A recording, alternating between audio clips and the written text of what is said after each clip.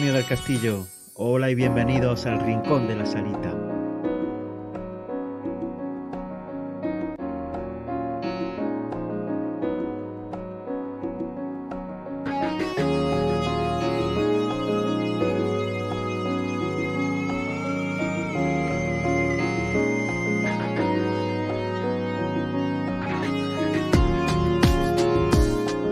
Hola y bienvenidos a un nuevo programa.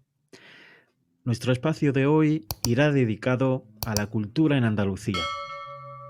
Haremos un viaje por el cual nos adentraremos a la belleza y arte de esta maravillosa comunidad. Y nos visitará un embajador de lujo, andaluz y granadino de pro, el periodista y presentador de televisión Fernando Díaz de la Guardia. Con este cartel creo que os animo a que os quedéis hasta el final. Y sin más demora, abrimos el Rincón de la Salita. Es para que la vivas, la sientas cerca de ti.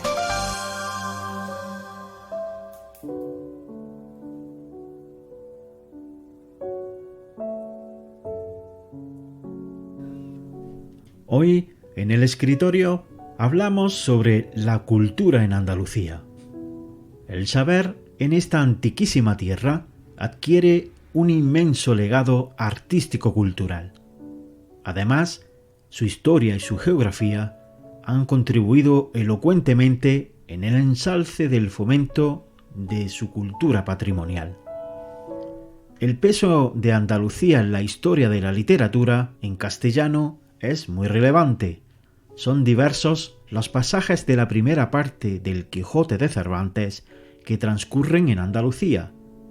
El cordobés Luis de Góngora fue el máximo exponente del culteranismo de la poesía barroca del Siglo de Oro. En la época del Romanticismo tuvo uno de sus polos fundamentales en Andalucía autores como el Duque de Rivas, José Cadalso y Gustavo Adolfo Bécquer. Entre los siglos XIX y XX destacan los escritores andaluces Ángel Ganivet, Manuel Gómez Moreno o Manuel y Antonio Machado. Dentro de la generación del 27, edad de plata de la cultura española, fueron andaluces Federico García Lorca, Luis Cernuda, Rafael Alberti, Emilio Prados o Vicente Alexandre, quien recibiera el premio Nobel en 1977. Dentro de la generación del 98 destacaban los hermanos Álvarez Quintero, fieles retratistas de la personalidad andaluza en sus entremeses, donde sus personajes usan frecuentemente el dialecto andaluz. Relevantes también fueron Juan Ramón Jiménez, Premio Nobel de Literatura. Dentro de la arquitectura en Andalucía, fue un referente nacional e internacional. Tiene un marcado carácter mediterráneo que hunde sus raíces en la arquitectura romana y árabe, que está fuertemente condicionada por el clima. Entre los patios andaluces son célebres los cordobeses. En las viviendas suelen utilizarse las rejas de hierro forjado y los azulejos como elementos decorativos. Las plantas, flores y el agua son parte fundamental de la arquitectura tradicional andaluza. Y en sitios arquitectónicos tan singulares son la arquitectura alpujarreña y las cuevas de la Hoya de Guadix y del Sacromonte, entre muchas otras. En el ámbito de la arquitectura rural destacan las casas o caseríos de labor como sus cortijos, haciendas y alquerías. Dan luminiscencia a la arquitectura andaluza los archiconocidos monumentos la Alhambra de Granada, su catedral o la Catedral de la comarca de Guadix, la Catedral de Jaén o la Mezquita de Córdoba. Lugares que son patrimonio de la humanidad en Andalucía son la Alhambra, Generalife y Albaicín de Granada, Centro Histórico de Córdoba, Parque Nacional de Doñana en Huelva, Catedral, Alcázar y Archivo de Indias en Sevilla o los conjuntos monumentales renacentistas de Úbeda y Baeza, Jaén. La pintura y la escultura en Andalucía juega un papel fundamental dentro del arte en España, principalmente el arte religioso, con la creación de imágenes y retablos realizados mayoritariamente en madera. Importantes creadores fueron Alonso Cano, Martínez Montañez, José de Mora o Domingo Sánchez Mesa, y pintores como el archiconocido Picasso, Zurbarán, Diego Velázquez o Murillo. Dentro del campo de la música y danza, no podía pasar por alto Andalucía. Se conoce como música andaluza no solo a la música tradicional propia de Andalucía, sino a un tipo de música específica, tanto de género popular como culto, definido por unas características propias en el ámbito métrico, melódico y armónico. Tanto así que el mayor ejemplo de la música en Andalucía es el flamenco, un género de música y danza que se originó y se desarrolló en Andalucía a partir del siglo XVIII, teniendo como base la música y la danza andaluza, y en cuyo desarrollo han influido notablemente los andaluces de etnia gitana.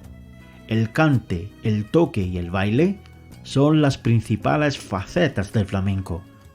Este estilo musical se ha convertido en uno de los principales referentes de la cultura andaluza y española a nivel mundial. Fundamentales en la historia de la música en Andalucía son los compositores Cristóbal de Morales, Francisco Guerrero, Manuel García, Manuel de Falla, Joaquín Turina, Manuel Castillo, el guitarrista Andrés Segovia o Paco de Lucía. Esta tierra puede presumir de abanderar diversos e importantes festivales como la Bienal de Flamenco en Sevilla, el Festival de Flamenco de Jerez, el Espárrago Rock, el Festival Internacional de Jazz en Granada, el Festival Internacional de Música Ciudad de Ayamonte, Huelva, o el Festival de Verano de Málaga. No podía faltar la organización de festivales de teatro. Destacan el Festival de Teatro de El Ejido, declarado de interés turístico nacional, Festival Internacional de Teatro de Cazorla, Muestra de Teatro de Otoño de Úbeda o el Festival Iberoamericano de Teatro en Cádiz. Dentro del campo del cine, Andalucía ha destacado siempre a pesar de haber estado eclipsado por sus propias tradiciones, tales como los festivales taurinos o su Semana Santa. Directores tan destacables y tan relevantes en esta tierra han sido Antonio Cuadri, Chus Gutiérrez, Chiqui Caravante, Alberto Rodríguez o Benito Zambrano, respaldados por la crítica nacional e internacional, y actores como Juan Luis Gallardo, Antonio Molina, Antonio Banderas, Amparo Muñoz, Juan Diego o Paco Valladares, entre muchos otros. La Filmoteca de Andalucía, con sede en Córdoba, es el órgano público encargado de la investigación, recopilación y difusión del patrimonio cinematográfico andaluz, actividad esta última a la que también contribuyen significativamente festivales anuales como el Festival de Cine Español de Málaga, Festival Internacional de Cortometrajes Almería en Corto, Festival de Cine Iberoamericano de Huelva o el Festival Internacional de Cine Inédito de Islantilla. Las fiestas y tradiciones andaluzas son tan bellas como conocidas a nivel mundial. Nombramos las más destacadas: Carnaval de Cádiz, Semana Santa, Feria de Abril en Sevilla, Romería de Nuestra Señora de la Cabeza en Andújar, Jaén, Feria del Caballo de Jerez de la Frontera, Feria de Nuestra Señora de la Salud de Córdoba, las Cruces de Mayo en Córdoba, Granada, Sevilla y Almería, Romería del Rocío en Almonte, Huelva, Fiestas Colombianas de Huelva, Feria de la Virgen del Mar en Almería, Feria de Agosto de Málaga o la Feria de San Lucas de Jaén. Si no has nacido en el sur, moja tus manos en mí. Tendrás amor y salud, y te llevarás de aquí la alegría de vivir que tiene el pueblo andaluz. El Rincón de la Salita, tu espacio cultural, un lugar para soñar. Estad atentos a la imagen que ahora aparece a continuación, donde aparecen los datos para todos aquellos y aquellas que queráis participar de forma puntual en el programa o queráis enviarnos vuestras dudas o sugerencias. Hoy, en Pastas y Café, entrevistamos a Fernando Díaz de la Guardia López, más conocido como Fernando de la Guardia, natural de Granada. Es licenciado en Filosofía y Letras en la especialidad de Historia Contemporánea por la Universidad de Granada. Como comunicador profesional, tanto en radio como en televisión, le avala una extensa trayectoria ininterrumpida desde 1990. Ha ejercido como redactor, editor, presentador y director de programas en cadenas de ámbito nacional e internacional. La 1, Televisión Internacional, Canal Sur Televisión, Cadena Ser Granada y Localia Televisión. Es miembro de la Academia de la Televisión. Actualmente dirige y presenta el programa Hoy en Día, un magazín matinal de emisión diaria, emitido por Canal Sur Televisión y Canal Sur Andalucía. Fernando es amante y emisario de la cultura y el arte en Andalucía. Fernando, ¿qué tal? ¿Cómo estás? Buenas tardes, Antonio. Un placer. El placer es nuestro. Quería agradecerte en nombre de los oyentes del programa y en el mío propio la gentileza que has tenido en atendernos. Nada, un placer, de verdad, como te digo, paisano y a tu disposición. Muchas gracias, paisano Fernando. Bueno, pues comenzamos. ¿Prefieres que te tutee o te hable de usted? Por favor, claro, sí, sí. Muchas gracias. Por favor. Gracias. Pues Fernando, tus inicios en el mundo de la comunicación comenzaron en la radio, dando un importante salto después a la televisión. De estos dos medios, ¿dónde te sientes mejor comunicador? Bueno, yo me siento comunicador. Lo de mejor se lo dejo a los espectadores. Yo echo de menos la radio, francamente, por la inmediatez, Es un tópico, pero me parece tan real como vivirla. La inmediatez, la cercanía, esa capacidad para la ubicuidad tan fluida y mucho menos ortopédica con respecto a la televisión que ofrece la radio, yo lo echo de menos como medio de comunicación y como plataforma para comunicar, que a fin de cuentas es mi vocación. Y por otra parte, la televisión es mi medio habitual desde hace muchos años. Y cuando uno dice habitual, habla de la vida vivida, de la vida diaria. Tengamos en cuenta que dirijo un programa que supone una ventana abierta, como siempre me gusta decir, a la vida en directo durante 3 horas. Y al final, a pesar del respeto inmenso que supone estar en el aire, supone el piloto rojo, me siento a estas alturas como en casa. Y el plató, que a veces se convierte en un espacio especialmente complejo, incluso hostil para el presentador, el plató, sin embargo, es mi sala de operaciones, el lugar donde tengo el honor, la suerte de dirigirme de una forma tan directa, ¿no? Como la de la cámara a los espectadores. Así que, bueno, quizá por nostalgia echo de menos la radio, por aquello de la distancia, que no lo olvido, pero evidentemente la televisión ha sido el ámbito profesional que que me ha granjeado una trayectoria profesional creciente y de la que me siento humildemente orgulloso. Ujú. Bueno, eres muy joven aún y siempre tienes tiempo de retornar, ¿no? Muchas gracias por lo de joven. Siempre digo que soy el Michael J. Fox del Aljarafe, porque ya el carnet de identidad, a pesar de que todavía las patas de gallo son más por la expresión alegre que por los años, estos están, evidentemente. Y fíjate, Antonio, que he pasado de ser el Fernandito de las redacciones, que eso no hace más de 15 años, a ser ya el veterano, ¿no? Por ejemplo, prácticamente el más mayor de mi equipo de trabajo directo Bueno, hoy en día. te avala y te honra.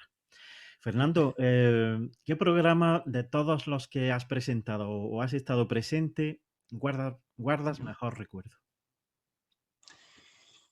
Pues si hablamos de la televisión, al final los programas pasan por uno y dejan pozo, dejan huella, ¿no? Ujú. Esa siempre ha sido mi vocación y mi intención, no solamente presentar y pasar por un programa, sino que el programa deje en la carrera a gran escala y a título pequeñito, personal, algo importante en quien lo presenta y en quien lo dirige, que en mi caso, en muchos ejemplos, ha sido las dos funciones, la de presentar y la de dirigir. Ajá. Sin embargo, hubo un programa del que fui conductor que se llamó Tiene Arreglo. Tiene Arreglo es un programa Lo de recordamos. 3 horas de duración donde ciudadanos con problemas que nos pueden ocurrir a cualquiera, fundamentalmente económicos, para afrontar necesidades básicas, para afrontar con urgencia la ayuda a un hijo con una enfermedad rara, para poder atender con urgencia aquello que por la vía pública no se atiende o con la cobertura necesaria o inmediata, pues pedían ayuda a través de la televisión pública. Tuvo una gran contestación, mucha controversia. Había quien subrayaba que se hacía telecaridad y en realidad a mí me pareció, y mi vivencia es la siguiente, un espacio de denuncia social sin cortapisas, donde, repito, ciudadanos con problemas los contaban con absoluta franqueza, con absoluta libertad, eran testimonios normalmente muy duros y que despertaban una gran empatía en el público. Eso por una parte, y por otra un programa que permitía ayudar.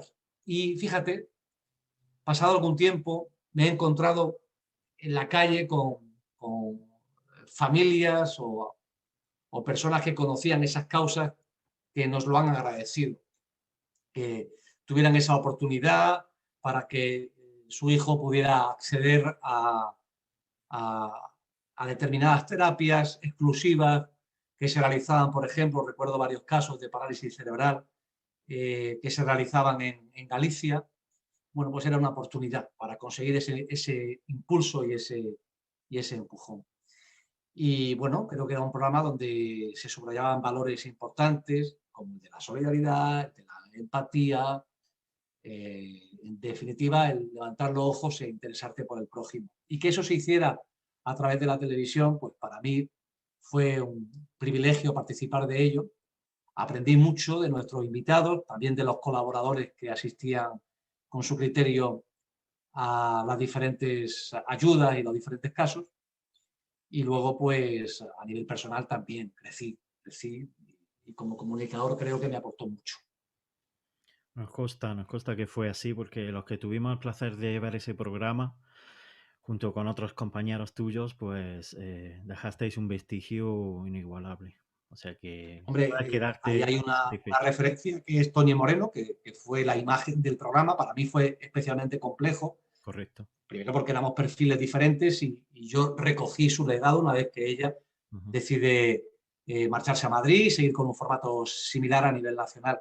Y, y bueno, yo venía de los informativos prácticamente y fue un salto grandísimo, de un cambio de registro, de madurar a marcha forzada, de dar un programa con público presente en las gradas que estaban ubicadas en el set y bueno, pues ya te digo, fue una responsabilidad y un aprendizaje extraordinario en todos los sentidos, profesional y personal. Nos alegramos mucho, Fernando. ¿A quién te gustaría entrevistar o quisieras haber entrevistado y no pudiste? Pues como soy un mitómano del rock, a mí me hubiese gustado entrevistar a algunos de mis ídolos. Imposible en el caso de Jim Morrison, porque ya había fallecido prácticamente cuando yo estaba naciendo, pero me hubiese hecho mucha ilusión, ¿no? Por ese perfil transgresor, maldito, romántico, poético, rupturista. Es un personaje que me hubiese gustado entrevistar. Y bueno, de los que se pueden entrevistar porque están en vida, pues hay muchas personalidades del ámbito de la cultura, fundamentalmente, a los que me gustaría conocer. No necesariamente en un plató de televisión, sino simplemente por el hecho de estar cerca y que esa entrevista se torne una conversación para escuchar y para aprender, que creo, por otra parte, que es una de las virtudes a extraer de ese formato. Así es, muy bien. Como periodista, Fernando, ¿qué opinión te merece el valor de la información al oyente o al televidente en estos tiempos tan difíciles que estamos pasando? Pues pongamos, por ejemplo, inmediato el de la pandemia.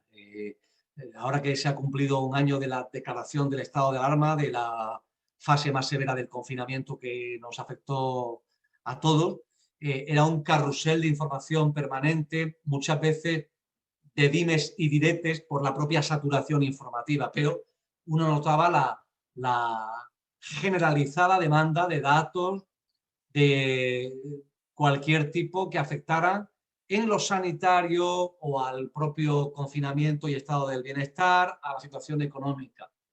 Creo que en ese sentido una televisión autonómica, una televisión, por tanto, de cercanía, y la televisión pública, por fuerza, son importantes y tienen un valor significativo para la ciudadanía.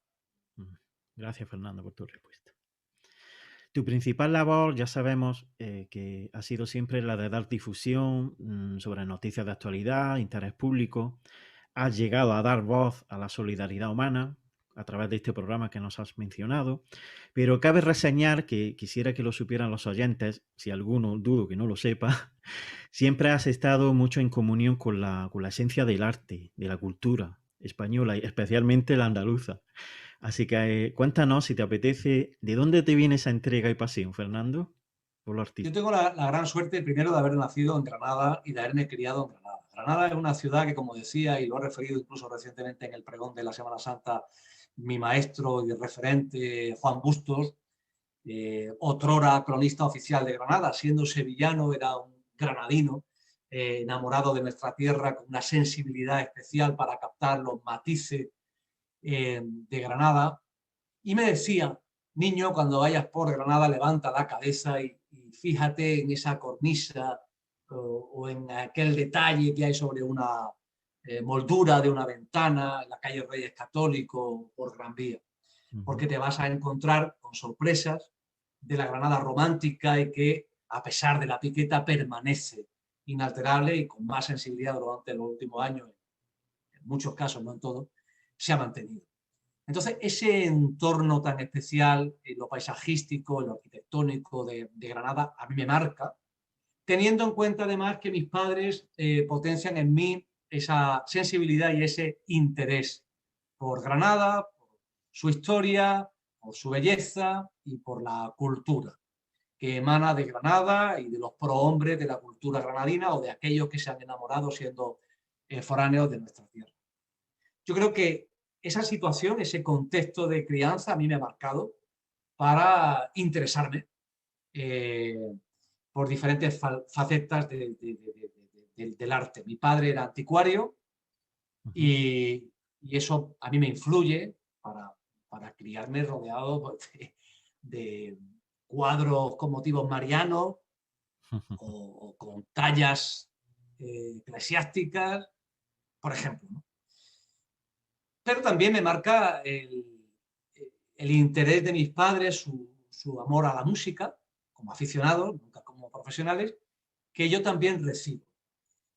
Granada y amor a la música me llevan a aficionarme al mundo del rock.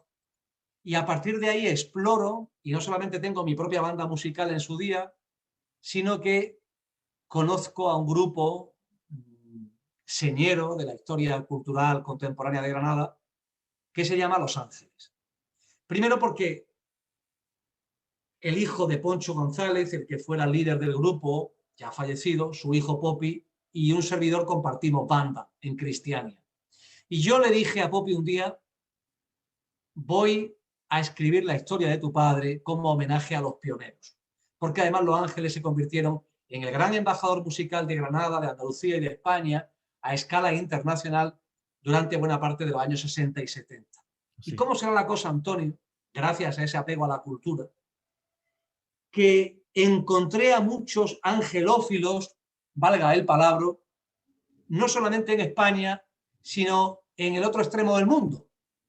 Y tal es así que Los Ángeles vuelven a reunirse gracias a que un promotor cubano se entera de la existencia de supervivientes del grupo y de la presencia de Popi haciendo las veces de su padre en Los Ángeles, y los contrata para tocar en Miami. Ojo, Miami es la capital del cosmopolitismo latino, la tierra de los Estefan, de la industria musical latina. No es cualquier lugar para la música.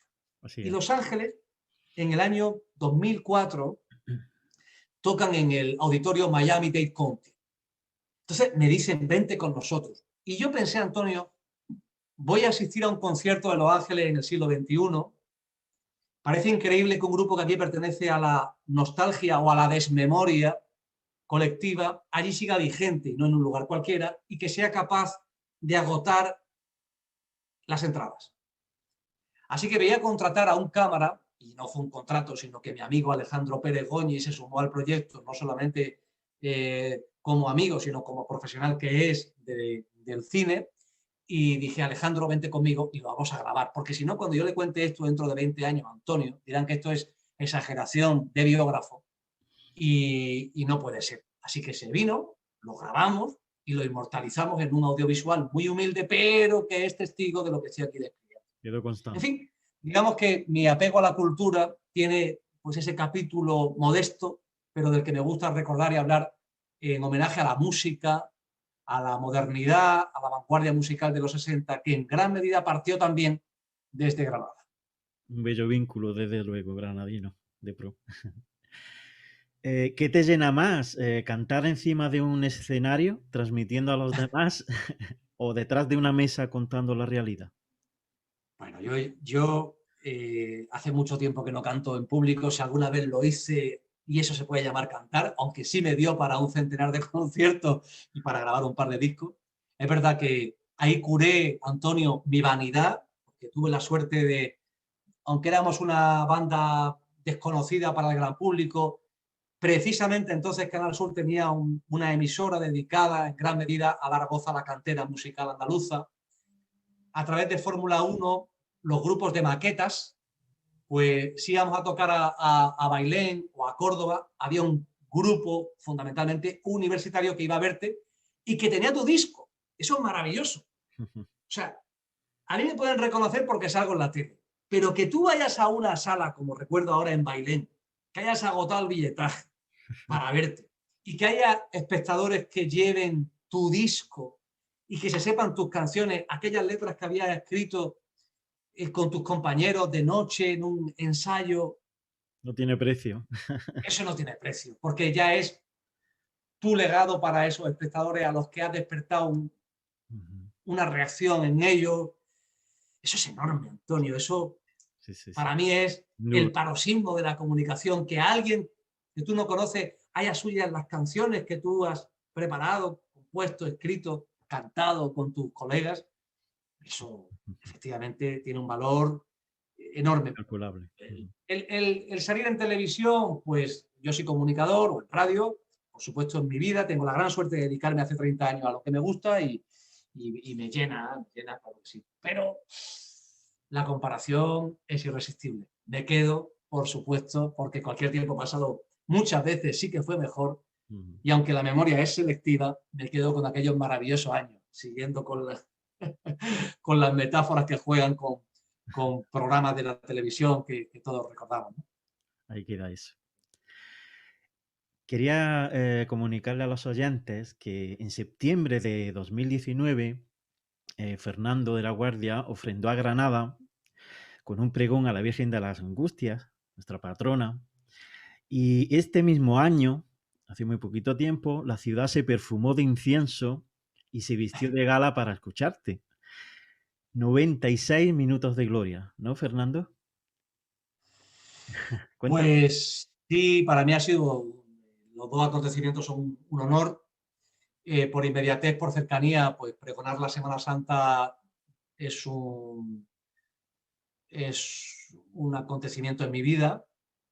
Yo llegué a la Semana Santa en la edad adulta, lo he contado ya en varias ocasiones, realmente lo hice por trabajo, por mi oficio, pero a partir de ahí me sirvió para enamorarme más si cabe de otra manera de Granada, porque la Semana Santa, con ese ritmo parsimonioso, lento, la espera, te permite aguardar en una esquina bonita de nuestra Granada el paso de la hermandad. O sea, es una forma también de vivir la ciudad de otro modo.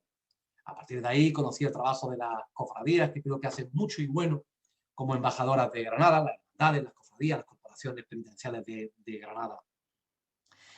Y lo que intenté construir a través de las entrevistas que realicé a los 32 hermanos mayores de Granada y de mi propia experiencia, es un piropo a Granada y a su Semana Santa, evidentemente.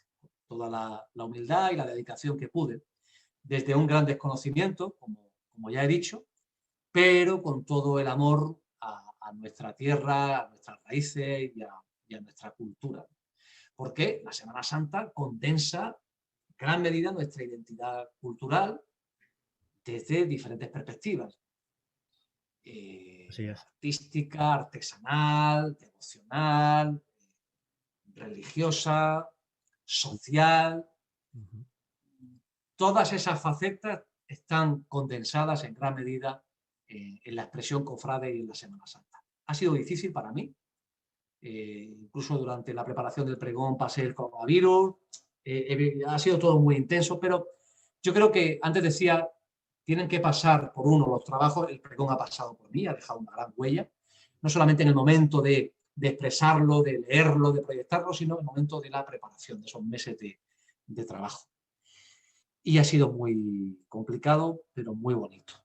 Y la verdad que estoy agradecido del honor y de la oportunidad que se me brindó en su momento, sabiendo de antemano que iba a ser un pregón en unas circunstancias extraordinarias, distintas, por tanto, con poco público y marcado por la pandemia, ¿no? Indudablemente fuiste muy valiente y puedes quedarte muy satisfecho porque algo así deja un vestigio en la ciudad y para tu alma sobre todo. Muy bien, Fernando. Pues muchas gracias. Yo siempre hablo en términos de humildad, lo dije desde el principio, creo que cualquier cofrade de Granada tiene un mayor conocimiento que yo acerca de la Semana Santa de nuestra tierra, no digamos mis antecesores, a los que no solo respeto, sino que admiro, me refiero a los pregoneros de Granada, y desde aquí les mando un abrazo muy fuerte, que además tenemos un grupo de WhatsApp muy bonito, una tertulia muy especial. Y bueno, pues fue muy complejo, pero ojalá que he recibido muestras de cariño, de decirlo, ojalá que haya llegado en estos momentos tan complicados pues al corazón de muchos granadinos y de muchas personas que lo están pasando especialmente mal. Ojalá que ese piropo y esa motivación nostálgica que construí en el pregón pues haya servido para, en un momento dado, pues para confortarlos, para estimularlos. Sin duda, Ojalá. sí. Felicidades. Fernando, cuéntanos qué proyectos tienes para el futuro. Adelántanos. Pues el programa inmediato, el programa siguiente. Ese es mi proyecto principal. Tengo la gran suerte de dirigir y presentar La Mañana de Andalucía, el programa Hoy en Día, con una competencia brutal, pero bueno, ahí estamos poco a poco abriendo nuestro hueco, con un programa de servicio público, un programa donde se le da voz a los espectadores, a los andaluces, y creo que esa es la esencia también de Canal Sur y de esta ventana abierta, como decía al principio, a la vida. Estoy contento y ese es mi proyecto inmediato. Y francamente, bueno, tengo ideas, inquietudes, me mueve la ilusión de algún día poder escribir una memoria novelada de mi experiencia en el mundo de la música, en el mundo del rock, porque bueno, son muchas las anécdotas, las vivencias, y pueden ser extrapolables, se puede identificar mi generación, ¿no? con lo que ahí se cuenta. Y bueno, pues tengo esa ilusión. Pero un proyecto así, al margen, que digamos, ahora mismo me tenga la mente ocupada, el inmediato y el diario, que se llama hoy en día. Muy bien. Bueno, pues si te animas un día a hacer algo en índole literario, aquí tienes ese rincón de tu salita para darle escaparate. Genial, genial. Muchísimas gracias. A ti siempre. ¿Qué consejo le darías a aquellas personas que quieren dedicarse al periodismo o a la comunicación? Que es un oficio, que hay que amarlo, que hay que dedicarse a ello de una manera personal, no solamente profesional, porque yo soy incapaz de disociar, desencadenar, desconectar mi forma de ser y entender la vida de mi vocación como comunicador. Y te pongo por ejemplo, y no es que presuma de ello, simplemente una anécdota ilustrativa de cómo yo lo he afrontado desde el principio.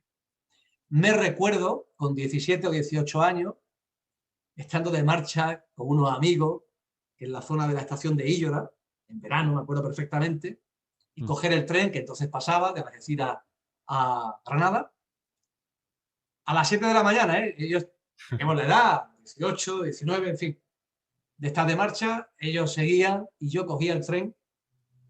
Debía haber descansado, no es un buen consejo, pero sí es una anécdota ilustrativa para irme a Radio Granada, abrir la puerta, encender la emisora y empezar el día. Porque yo entonces estaba en el turno de fin de semana, de sábado y domingo, trabajando en Panorama Deportivo o en Carrusel Deportivo, depende del momento de la etapa o cómo se llamara mi función y el programa en sí. ¿Qué quiero contar con ello? Pues que es y era ya entonces mi vida, y yo sigo siendo aquel chavea que iba a radiar un partido de fútbol, me recuerdo ahora en Aza Grande, y viviendo aquel partido con la nieve cayendo, con la maleta de la radio empapada y dando calambrazos, como si fuese la final de la Champions. Y esa es mi forma de entender esta profesión, y ese entusiasmo, esa ilusión, que yo creo que al final se llama, de nuevo, lo repito, vocación, pues se mantiene intacta.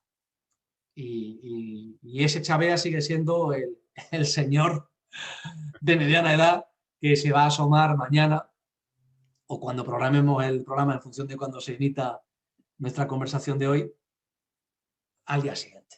Y ese sigue siendo mi entendimiento y mi manera de afrontar este trabajo. Si no se tiene eso, con lo difícil que es, con la precariedad, por desgracia, que existe en torno a nuestra profesión, si no se tiene ese pellizco, ese estímulo, creo que es mejor reflexionarlo y plantearse la vida de otra manera, a lo mejor vinculada, ¿no?, con un nivel más bajo de implicación. Ajá.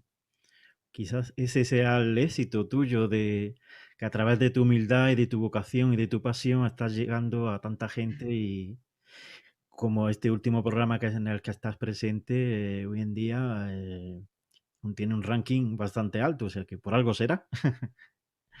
Bueno, yo esto de la audiencia, al final uno no sé, yo no me lo creo. Es un ámbito de la vida pública que no sabe uno muy bien la medición, cómo se realiza, pero que nadie, creo, que profundiza en cómo funciona. Pero dicho eso,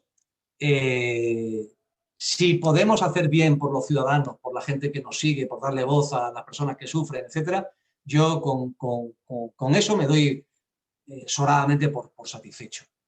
Pero de lo único que realmente puedo presumir, y ahí te doy la razón, que no suene a inmodestia, ni mucho menos, es de trabajar mucho, Mucha. de intentar superarme, de intentar mejorar, y eso no se hace más que dedicándole horas. Y en ese sentido, pues sí, la verdad que de muy jovencito le he dedicado gran parte de mi vida a la profesión. Muy bien, Fernando. Bueno, creo que para el que todavía no lo sepa, el programa hoy en día se emite en Canal Sur, por si a lo mejor alguien... Sí, un programa de 10 a 1 de 10 de la mañana a 1 de la tarde, un Ujú. magazine de actualidad, y se emite efectivamente en Canal Sur Televisión. Su plató está en Málaga, se emite para toda Andalucía y sí, básicamente esa es la realidad del programa. Muy bien. Ahí está Fernando en disposición para todos los andaluces y toda España. Fernando, antes de culminar la entrevista, quería darte la libertad, que por supuesto la has tenido desde el principio de esta entrevista, por si quieres aprovechar en expresar algo que sientas tú desde dentro. Pues mira, yo hablando de Granada, creo que tenemos la obligación todos, yo el primero como emigrante, de hablar de ella, de presumir de ella y de querernos y de destacar lo mucho y bueno que ofrece su paisaje y su paisanaje, porque merece la pena y merecemos la pena. Granada y su granadino. Y creo que muchas veces no le damos esa importancia, que se reduce el debate local. Recuerdo que durante años la gran contienda política era la escultura o la peineta en la fachada del Ayuntamiento de Granada. Y eso creo que no conduce a crecer y a enriquecernos como sociedad y como marca. Creo que los granadinos debemos no solamente responsabilizar y comprometer, que por supuesto a nuestros gobernantes, a nuestros políticos, sino todos y cada uno, por lo pronto, hacer marca propia, quedarnos con lo positivo, potenciar lo mucho que ofrece Granada. Y seguir más lejos, alimentando esta marca propia. Ahora mismo, de las pocas alegrías que podemos compartir como ciudadanía, nos guste o no el fútbol, es de un símbolo tan entrañable como el Granada Club de Fútbol. Es un símbolo que nos une a todos de alguna manera, seamos o no aficionados al fútbol, porque son 90 años de historia, también por tanto de patrimonio cultural desde lo deportivo y de identificación plena de Granada y de sus emociones.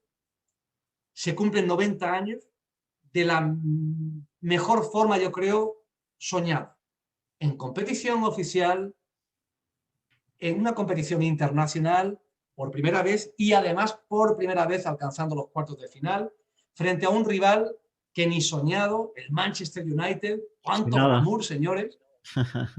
Por desgracia no se puede hacer con el público, tenemos esa mala follá que nos ha coincidido además el año de la pandemia, es el mejor de la historia de Granada. Así es. Pero no hay que restarle por ello ni un ápice de interés ni de capacidad de decir aquí estamos. Y estamos en gran medida por una serie de valores que este equipo, su plantilla, su entrenador Diego Martínez, su cuerpo técnico irradian, de superación, de amor propio, de identidad, de hacer equipo, de hacer piña, de hacer tribu. Creo que tenemos un buen ejemplo. Un ejemplo de Los discursos superación. de Diego en las ruedas de prensa son un buen estímulo de hasta dónde podemos llegar como marca Granada. Y sí, habrá que decir, bueno, eso lo ha conseguido un grupo, un equipo, un grupo de profesionales. Sí que sí, pero que ahí tenemos otro estímulo y otro espejo en el que mirarlo. Uno más de los muchos que ofrece Granada. Así que a quererse más, paisano. Muy bien. Bello mensaje de un granadino de pro. Como tú bien dijiste, cuando te pregunté sobre tus proyectos, ahí queda ese mensaje a través de este club tan emblemático de Granada, ¿no? Que es trabajo, trabajo, lucha y trabajo. Trabajo y eterna lucha, que es su mensaje. Y mira, y aprovecho, recuerdo ahora que hace 10 años tuve la suerte de impulsar la exposición del 80 aniversario de Granada. Pasaron miles de personas por el Centro Cultural Caja Granada, ya por desgracia, pues Caja Granada se llama de otra manera. Sí. ni siquiera la sede donde yo me reuní con los directivos es la del Granada, que era en Recogida 35, han cambiado muchas cosas desde entonces, algunas para bien, y lo recuerdo con nostalgia, pero ya en aquel momento, sin tantos éxitos como ahora, respondieron miles de granadinos. Ejemplo de que cuando nos comprometemos por algo que sale del corazón, Así es. los granadinos responden. Muy bien, Fernando, gracias. Pues no me queda más nada que darte mi gratitud, ofrecerte mi gratitud. Quería hacerlo a través de un brevísimo párrafo dedicado para ti. Si me das tu beneplácito, te lo leo. Me ruboriza ya a priori, pero para mí un honor, adelante. Gracias, Fernando. Fernando de la Guardia, emisor referente de la vida y de la gente. locutor de difusiones que traspasan corazones, incansable embajador de la cultura y de todo rincón de Andalucía donde resplandece de forma especial el sol. A partir de hoy, una silla de esta salita llevará tu nombre, vestigio de gran humildad, de sonrisa amable y profesionalidad de renombre. Fernando, con corazón rojo y blanco y carnaval de color, mil gracias te da este programa y un humilde servidor. Muchísimas gracias, Fernando. Bueno, Antonio, la verdad que me emociona, me sobrepasa de largo tu párrafo, tu mensaje, tus versos. Gracias por recordar Carnaval de Color, que fue el single del segundo disco de mi banda, de Cristiania, tan añorada por mí, desde luego. Y gracias de corazón a ti por este rato tan agradable, por esta conversación, por esta salita tan acogedora. Y enhorabuena por esta iniciativa. Tanto en lo formal como en el fondo, que sé que lo que defiendes es una idea preciosa, ¿no? De potenciar los valores que merecen la pena. Muchas gracias, Fernando. Aquí la tienes para siempre. Cuídate mucho. Un abrazo. Igualmente, un fuerte abrazo y también, por supuesto, a tus espectadores. Gracias. El Rincón de la Salita. Un espacio donde tu talento adquiere luminiscencia.